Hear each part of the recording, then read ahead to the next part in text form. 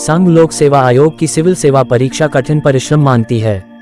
इस परीक्षा की तैयारी कर रहे अभ्यर्थी 8 से 10 घंटे रोजाना पढ़ाई करते हैं, लेकिन इस परीक्षा को पास करने के लिए ज्ञान से ज्यादा आत्मविश्वास, सकारात्मक सोच और सही रणनीति मायने रखती है।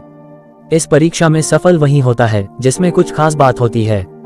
इसमें हम जिस शख्सियत के बारे में बात करने जा रहे हैं उनमें भी खूबियां कूट कूट कर भरी पड़ी हैं। सफलता की इस कहानी में हम आपको सृजन वर्मा की कहानी बताएंगे।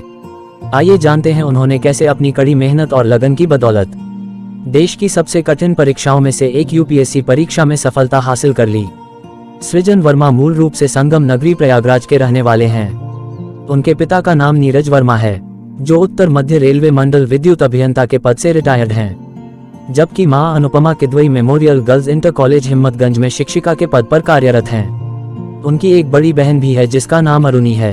वो आर्मी हॉस्पिटल दिल्ली में सर्जरी से पोस्ट ग्रेजुएशन कर रही हैं। संघ लोक सेवा आयोग की सिविल सेवा परीक्षा 2020 में 39वीं रैंक के साथ चयनित होकर कलेक्टर बनने जा रहे प्रयागराज के सृजन वर्मा अपने स्कूली दिनों में औसत छात्र रहे। उन्हें नहीं लगता कि जीवन में सफलता के लिए नंबर मायने रखते हैं, बल्कि महत्वपूर्ण यह है कि आप किन लोगों के साथ उठते बैठते हैं और उनसे क्या सीखते हैं। सृजन ने बताया कि उन्होंने इंटर तक की पढ़ाई प्रयागराज के सेंट जोसेफ कॉलेज से की। आईसीएसई के स्कूल में 60% अंकों के कोई मायने नहीं होते, लेकिन हाई स्कूल पहुंचने तक इसी के आसपास नंबर मिलते रहे। हाई स्कूल में 80% और इंटर में 90% के आसपास अंक मिले। इसके बाद उनका चयन आईआईटी धनबाद के लिए हुआ। इलेक्ट्रिकल इंजीनियरिंग से बीटेक करने पहुंचे तो बहुत कुछ जानने सीखने को मिला। जो सोचा और देखा था दुनिया उससे कहीं अलग और बड़ी थी। वहां से सिविल सेवा में जाने का लक्ष्य निर्धारित किया, जो पूरा भी हुआ। सृजन अपने लक्ष्य तक कैसे पहुंचे, इससे जुड़े अनुभव उन्होंने साझा किए। अच्छा लग रहा है, देश समाज की सेवा का मौका मिलेगा। वर्ष 2018 में इंडियन इंजीनियरिंग सर्विसेज आईएएस में चयन हुआ था। ट्रेनिंग से छुट्टी लेकर 1 साल सिविल सेवा परीक्षा की तैयारी की। इलेक्ट्रिकल इंजीनियरिंग को ही वैकल्पिक विषय के रूप में रखा और परीक्षा में अपना 100% दिया। पढ़ाई के लिए कितना वक्त देते थे, इस पर इन्होंने बताया कि सुबह 7 बजे लाइब्रेरी चला जाया करता था और रात 10 बजे लौटता था। लाइब्रेरी का मतलब कॉमन स्टडी रूम से था, जहां कई मित्र साथ में पढ़ा करते थे। कोविड के कारण जब लॉकडाउन हुआ तो घर पर रहकर तैयारी की। पढ़ाई के अलावा दूसरे शौक के बारे में बताया कि क्रिकेट और चेस खेलना बहुत पसंद है। स्कूल की टीम से क्रिकेट खेला करता था।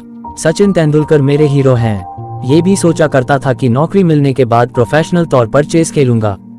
इंटरव्यू में पूछे गए सवाल के बारे में बताया कि हाँ बिल्कुल, इंटरव्यू चल रहा था तभी पास की एक बिल्डिंग में एसी में शॉर्ट सर्किट से आग लग गई और एक व्यक्ति बेहोश हो गया। इंटरव्यू बोर्ड के एक सदस्य बाहर खड़े होकर ये देख रहे थे। वह अंदर आए और मुझसे पूछ लिया कि अगर आपके सामने ऐसा होता तो स्थिति पर काबू कैसे पाते। यह मेरा ही विषय था, सो सहज होकर उत्तर दिया। एक और सवाल याद है जिसमें पूछा गया कि कोविड काल में कुंभ के आयोजन की जिम्मेदारी मिले तो क्या करेंगे।